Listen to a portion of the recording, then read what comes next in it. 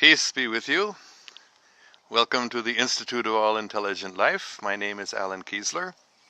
Today is Sunday, the 4th of March, 2018, and we're having a special class on my experience with extraterrestrials because day before yesterday I was invited to a high school, and the teachers of the 3 classes that I gave specifically asked me to talk about extraterrestrials and my experience with them, because they had heard that I had met extraterrestrials and they wanted their students to hear about it.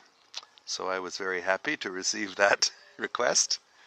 So after the classes were over, the principal of the school met me, and he had heard, because the rumors had spread very quickly around the school about the classes I had given.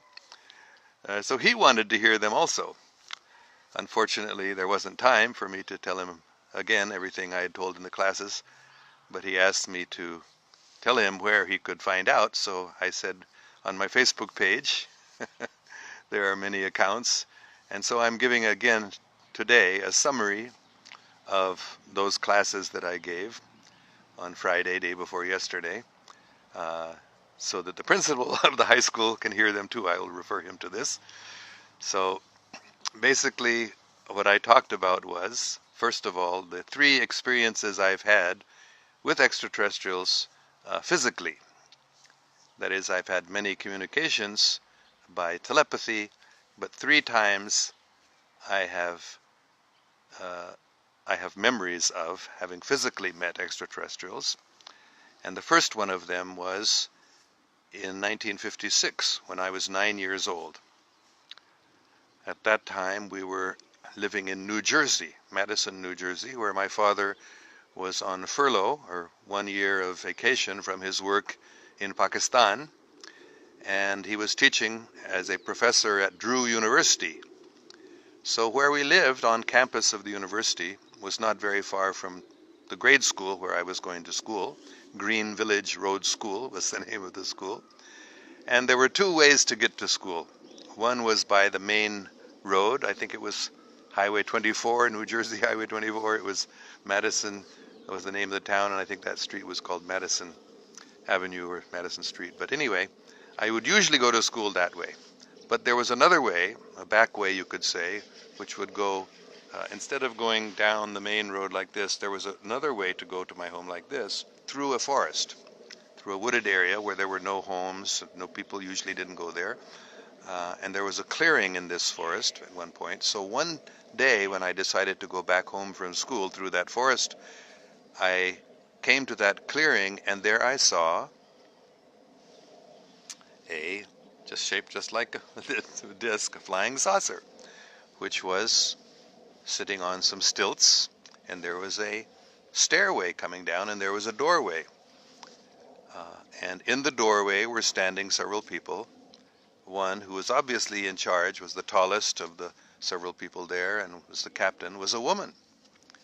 And she motioned to me like this, invited me to come up.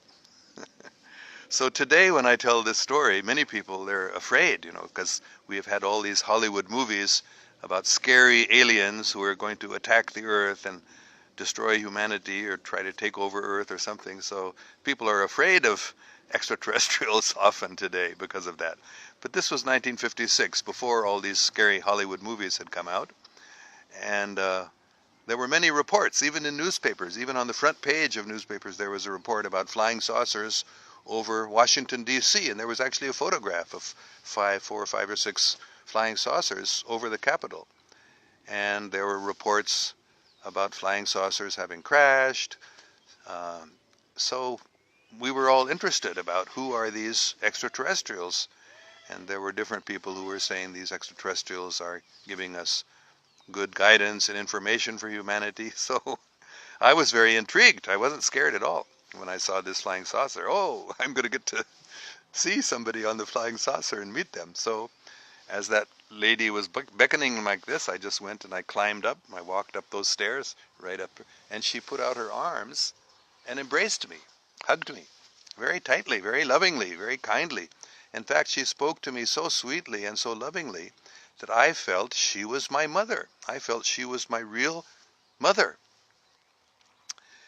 And I don't remember much more about that incident, but recently, meaning just a few months ago, my computer needed some repair, so I took it into a computer repair shop, and the young man there who was working on my computer, after he had fixed it, we went back to pick it up, and he said, "I had a dream about you."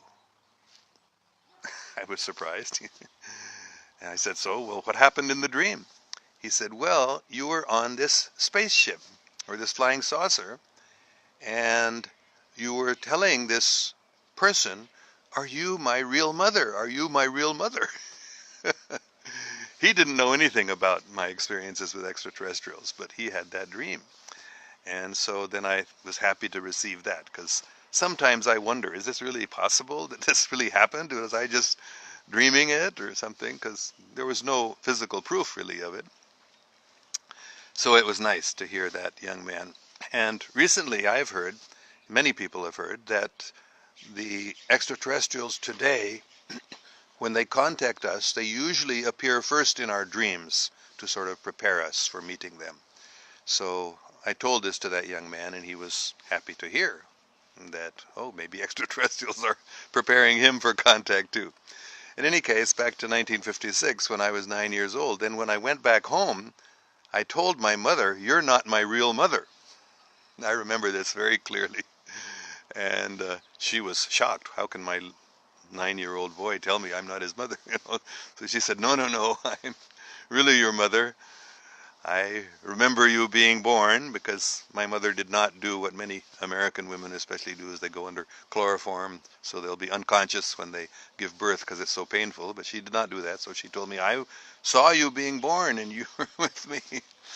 So then I thought a second, how is that possible? And I said, well, they must have changed me in the hospital. In other words, she saw her child being born, but then they must have brought me in, because I was so convinced that I was actually the son of this extraterrestrial lady. So anyway, I don't know how to understand it right now. For sure, I don't think they really changed my body, but somehow I had such a spiritual connection and attachment to this mother. I call her, even today, I call her mother. And that was the first experience I had meeting extraterrestrials when I was only 9 years old. And then the next incident that was very significant because it left physical proof. And it's an interesting story, let me tell you. So I told this in the school also to the students, and one of the teachers told me he was watching the students, and at first he saw they weren't believing that I'm really telling the truth. They thought maybe I was making up some story because it was so strange or shocking or unusual. They couldn't really believe it at first, but he said as he was watching the students, they started nodding their heads and they started realizing I'm really telling the truth, and they started accepting it. And generally, by the end of the class, all the students were happy to have learned this. So anyway, the second experience I had was in 1992, I think, 93. I can't remember exactly the year even, but it was in San Francisco in the summer. And I would often go to San Francisco and take a lunch with me to save money because food is expensive.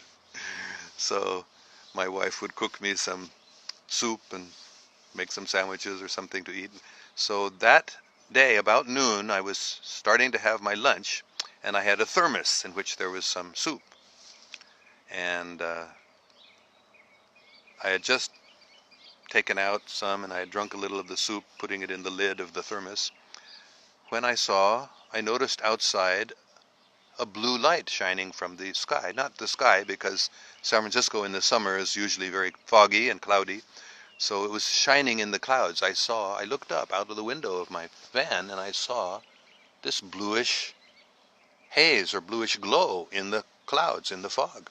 So I got out of my van, still holding my thermos in my hand, and I looked up at the light, and then suddenly I just got pulled. I was, just bodily, I was pulled right up towards the blue light.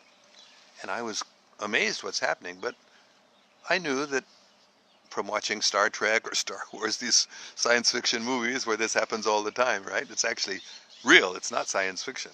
This really does happen. In fact, I met Arthur C. Clarke. If you know who he was the leading science fiction writer of the 20th century. I met him in 1985 in Colombo, Sri Lanka, where he lived. So he invited me to his bungalow once, and at that time he said he knew extraterrestrials.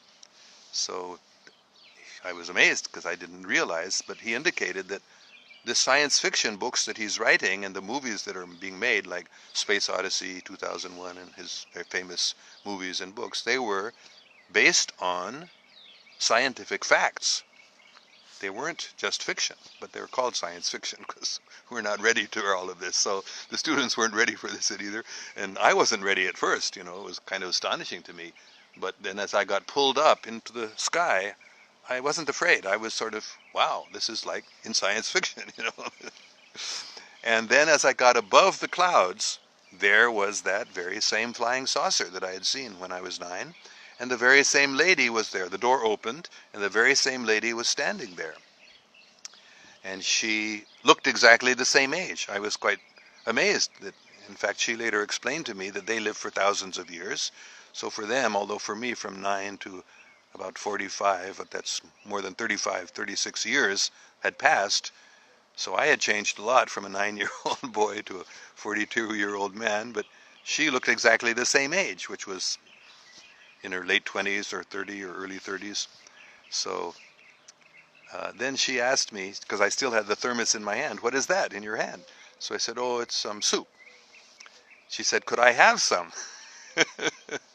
So I said, "Sure." So I just poured some of the soup into that cup, the lid of the thermos, and she took it and she drank some. And she said, "Oh, this is very good."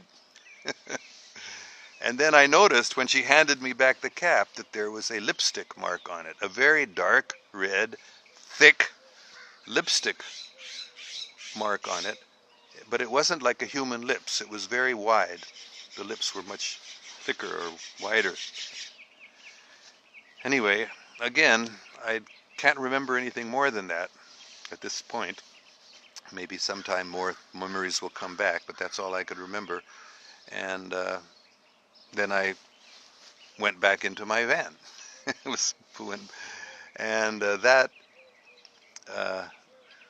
very happy that she did that, because here was physical proof. There was physical proof. On the lid of my thermos was this dark red, very strange lipstick mark. So when my wife saw it, she said, "Oh, did you enjoy your lunch today?" And then I had to try to explain to her. She believed me. She didn't doubt that I was secretly having some relationship with some other woman, having lunch with her, because the lip mark was not a human lip mark.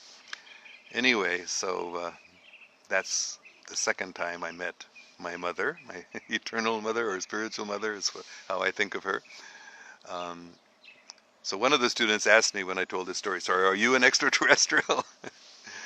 And I said, "No, I think my body is a human body, just like my mother thought, and I believe my mother that I was her son.